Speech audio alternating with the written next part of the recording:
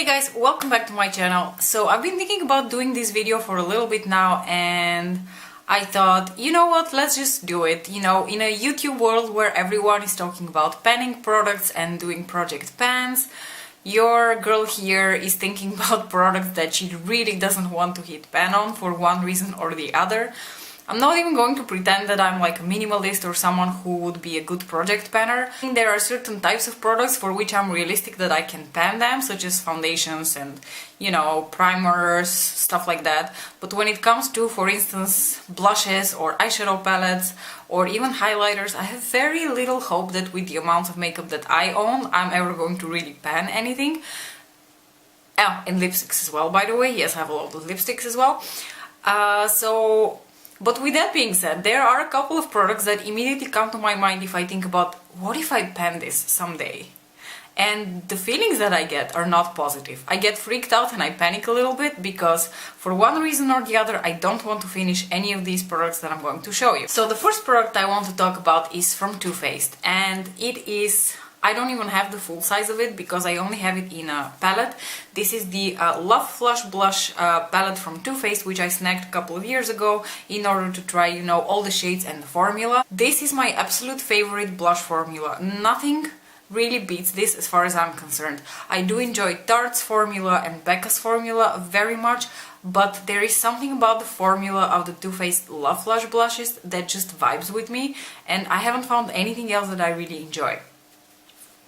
And in particular, there is one shade of blush which I absolutely love, and that is this shade over here, which is called Baby Love. It looks like freaking nothing in the pan. It even looks like freaking nothing when I swatch it. I can show you how it looks like, but don't get your hopes up. It's like a nudie mauvey blush, guys. It's really...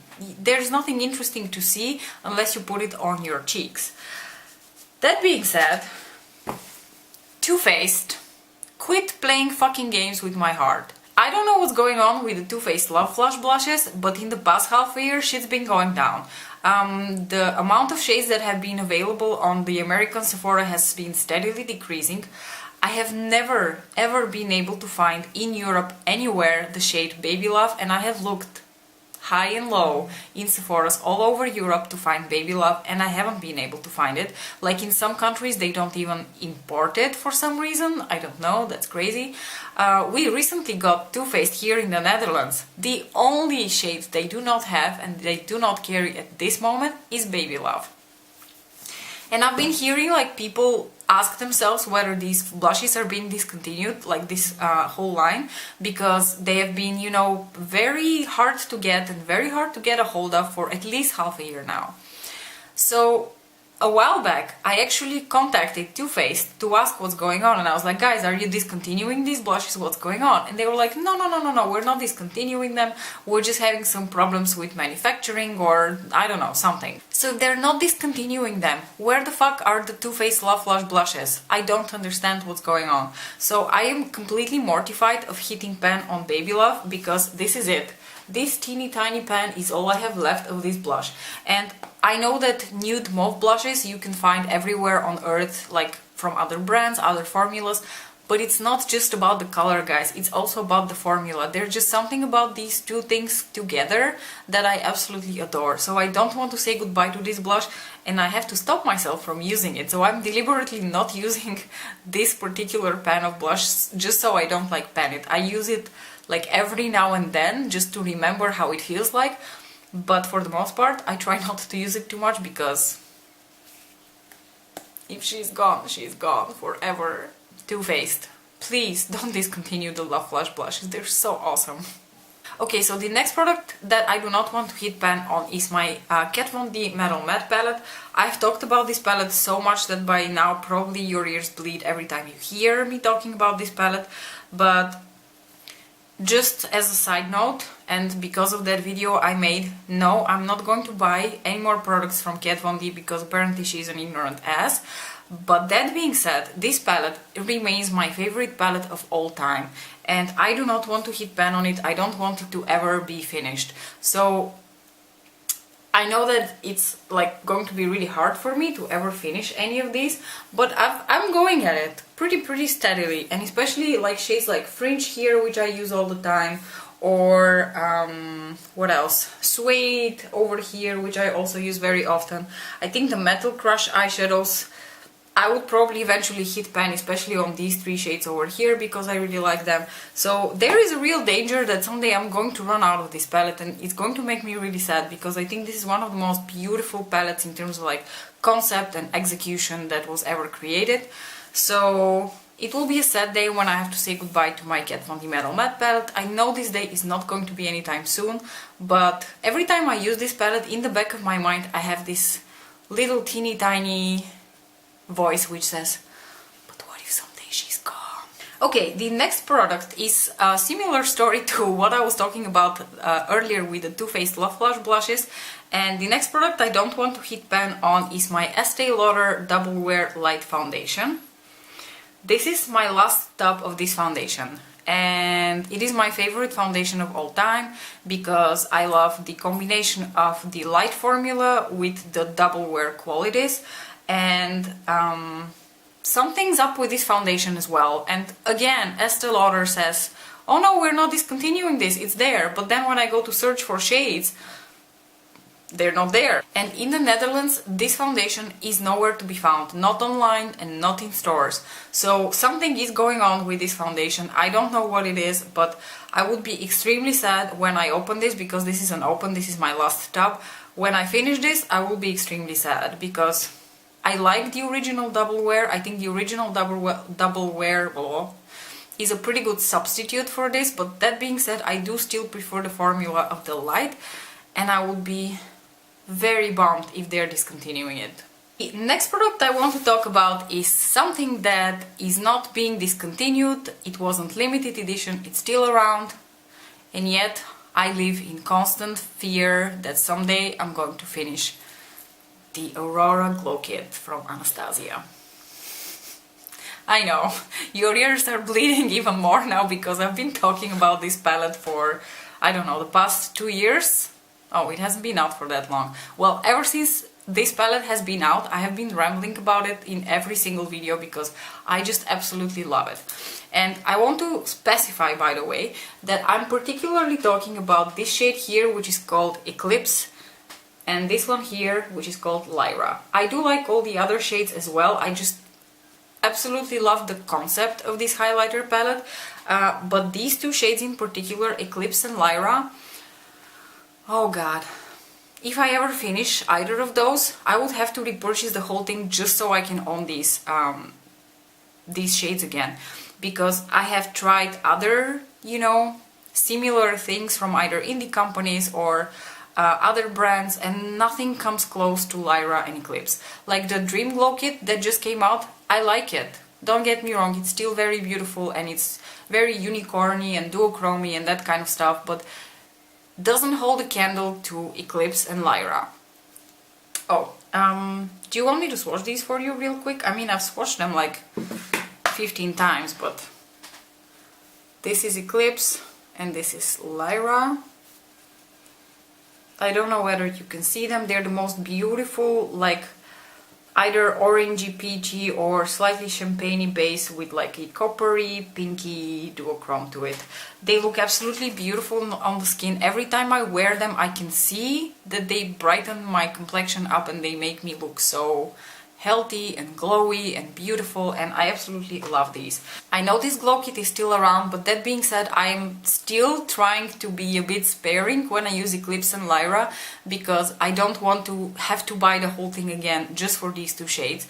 I'm actually hoping that someday Anastasia will release their highlighters in like single pans and I would be able to just purchase the shades that I like, because I think it's really stupid when you own a palette and you like 1 or 2 shades in it and then you have to repurchase the whole shade because they don't sell them separately. That being said, if I ever run out of Eclipse or Lyra or both, I am going to repurchase the kit just because of those 2 shades. The next 3 products I want to talk about are all from one of my absolute favorite, no, probably my favorite mainstream makeup brand, and that is Urban Decay. Before I start talking about Urban Decay, I have a little message for Wendy. I know she's never going to see this video, but still, I would like to send this message into the universe. Wendy, what the fuck is going on with Urban Decay? What is going on in your headquarters? What is going on with your staff meetings? Who's making the creative decisions at Urban Decay? I don't understand. It's been half a year and my wallet is shaking. It wants to spend money on Urban Decay, but you keep coming out with boring shit that I don't want to buy. What is going on? This is the longest I have not bought shit from Urban Decay. Seriously. So stop releasing boring shit and start releasing things like the ones that I'm going to talk about now, so that our love affair continues to exist. Thank you.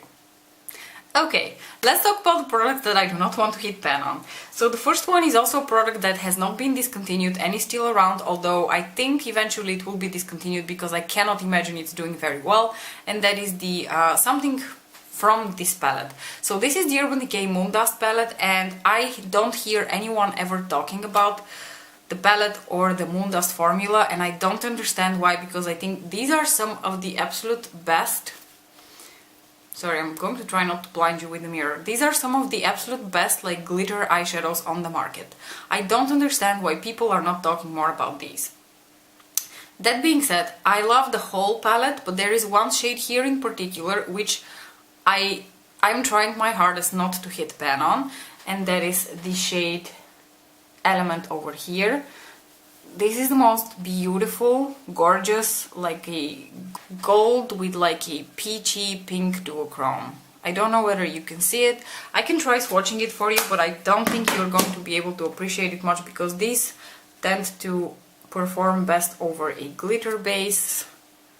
Yeah, that's a sad, pathetic swatch, and I don't want to waste the eyeshadow on making a swatch for you, but I'm gonna, because I like you guys. So this right here is Element, and I have searched even in the indie world to find dupes for this particular Moondust, because unfortunately it is not available as a single. It's only available in this palette. So, and it's also the shade that I use the most often, to be quite honest with you. You can't see it right now, but there is quite a dip in it, and because these pens are already not very big, I feel like if I continue using it with the zest with which I have been, I'm going to hit pan on it, and then like with the Aurora Glow Kit, I'm gonna have to repurchase the whole thing just for that one stupid shade. Next product from Urban Decay that I am dreading panning, and I don't think it's going to happen anytime soon, but someday it's going to happen and it's going to break my heart, is my Electric palette. This has been discontinued, unfortunately. I don't even know whether you can still find it. I know that it was half off, and for a while you could still find it in a lot of places, especially in the US. Here in Europe I'm not even sure that they have it anymore, but this gorgeous beauty has been discontinued.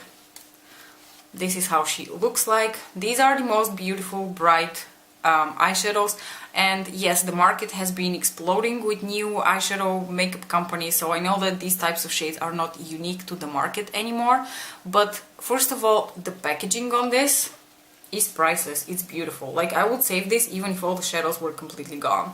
And second of all, this is kind of a nostalgic product because it was the first type of eyeshadow palette on the market to come out.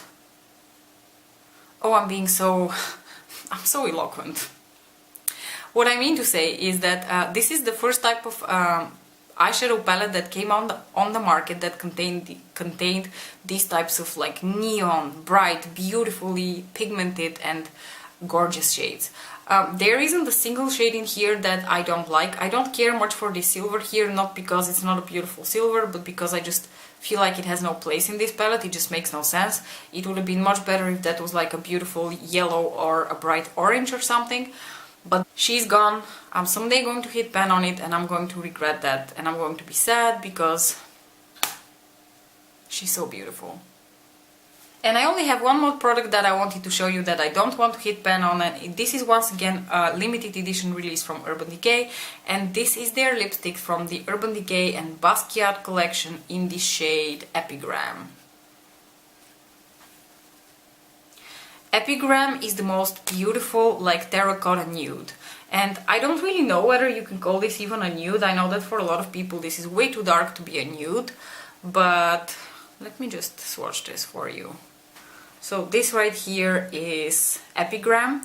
It's in their cream formula. It is so comfortable. It stays on so well, and the color is so gorgeous. It just doesn't lean too warm or too cool, and it fits with everything that you put on your eyes. And for some reason I feel like the limited edition lipsticks from Urban Decay come in like a smaller size, because I think I'm like panning this way too quickly.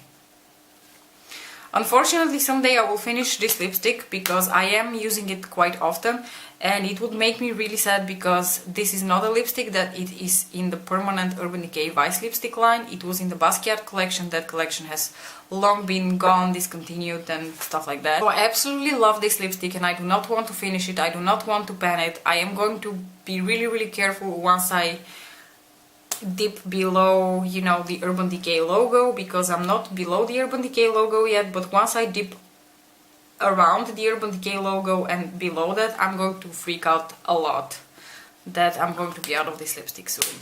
So it will be a sad day when I have to say goodbye to this shade. Those were all the products that I do not want to hit pan on. I'm very curious what products you do not want to hit pan on. Please let me know in the comment section below. Let's have a chat and discussion about it. Thank you so much for watching, and I will see you in my next video. Bye!